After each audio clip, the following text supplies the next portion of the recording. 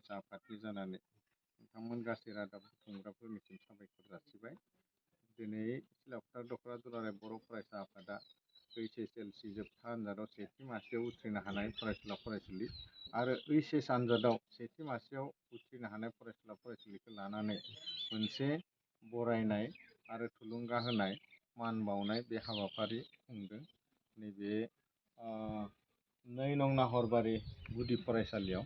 दा बे 2 नं नाहरबारि गुदि फरायसालियाव बे ओनसोलनि गासै रायजो राजा आइ आफा बिदा फंबाय बिब' बिनानावमोनखौ लानानै सोलोंथाइ सांग्रांथिजों लोगोसे आदब आरो गुन गोनां सोलोंथाइ बेखौ लाफानानै दिनै मोनसे मोजां सावरायनाय बेवहाय जादों। बे हाबाफारियाव आंबो जिल्लानि आफादगिरि महरै बाहागो लानो मोनफानानै जोबोद गोजोननाय मोन्दों। बेवहाय गासै बे गामिनि रायजो राजा आइ आफा सेंग्रा सिख्ला जोहोलाव आफादफोराबो मदद होलायनानै दिनैनि बे हाबाफारिखौ जाफुंहोदों। आरो बेवहाय जोङो एज ए हल सोलोंथाइनि सायाव गुदि फरायसालिनिफ्राय लानानै जौमा फरायसालिसिमनि गासै फरायसुला फरायसुलिफ्रा फरायनांगौनि जि बाथ्राफोर बे बाथ्राफोरखौ लानानैनो जोङो सावरायनाय जादों।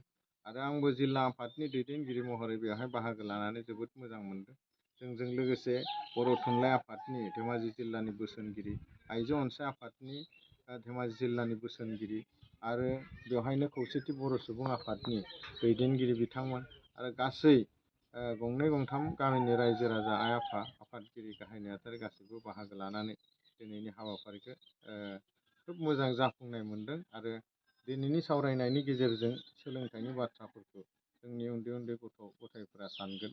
जोंनि बिमा बिफा दिथागिरिफ्रा उन्दै उन्दै फरायसुला फरायसुलिखौ फरायसालियाव फोरोंनायाव नोजोर होगोन। जोंनि बिमा बिफा दिथागिरिफ्रा जोंनि फरायसालिखौ नायफिनगोन। जोंनि सार मिस मेडाम मोना फरायसालिफोराव सम बायदियै फैनानै जेरै फोरोंनांगौ बेबायदि फोरोंगोन आरो बेखौ मिजिंथिदों दिनैनि सावरायनायजों बे जाफुंदों होननानै सानो। सासे फरायसाया गुन गोनां सोलोंथाइ लानोबा बेनि सोरगिदिं थासारिया माबायदि जानांगोन होनना सासे फरायसाया गुन गोनां सोलोंथाइ जुदि लानो गोनां जायोब्ला बेनि सोरगिदिं होननानै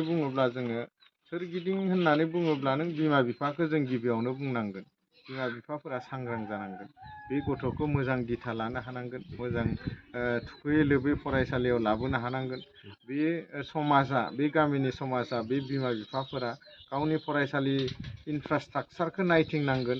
बेनि सोरगिदिङा माबोरै, फरायसालिया मा अबस्थायाव दङ, बिनि सोरगिदिं बेरा दंना गैया, बिफां लाइफां दंना गैया, बे फरायसालियाव सम बायदियै फोरोंगुरुआ फैदोंना फैयाखै, बे फोरोंनांगौआ आयदाफोर बायदि गासिबो समानै समान थांनो हादोंना हायाखै, बे गासैखौबो नोजोर होनांगोन। बेनि गामिनि रायजोफोर, बे फरायसालि सामलाय आफाद, बे फरायसालिनि फोरोंगुरुफोर, बे फरायसालिनिनो गासै दिथागिरि बिमा बिफा फरायसुला फरायसुलि गासिबो जुदि खौसेयै जाय जेरै मावनांगौ बेबायदि मावलांनो हायोब्लानो सोरगिदिं जौगानाया फैगोन होननानै जों साननो हायो। जाय फरायसाफोराखि दाख्लै जि होनानै थांबाय HSC आनजादाव जाय फरायसाफोरा फेल जानानै थालांबाय बैफोरबायदि फरायसाफोरखौ माबायदि मेसेज हरनो सानो?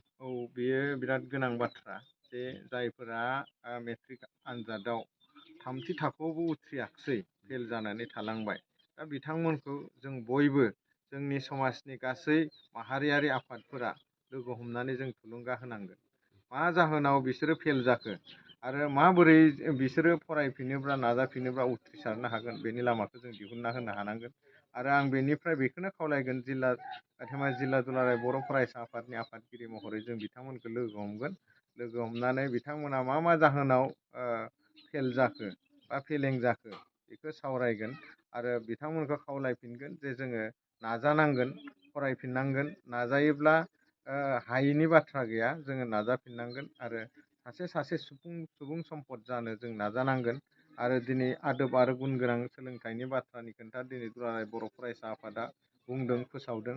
बे आदब आरो गुन गोनां सोलोंथाइ लाफिननो थाखायनो जाय फरायसुला फरायसुलिफ्रा HSLC आनजादाव फेल जादों बिथांमोनखौ लोगो हमनानै बेनि सोमोन्दै सावरायनानै जोङो आरोबाव बिसोर जे फरायफिननांगौ, बिसोर जे फरायसालियाव थांफिननांगौ, गावनि जिउ राहानि थाखाय जे सोलोंथाइ लाफिननांगौ, बेनि थाखाय जों थुलुंगा होगोन।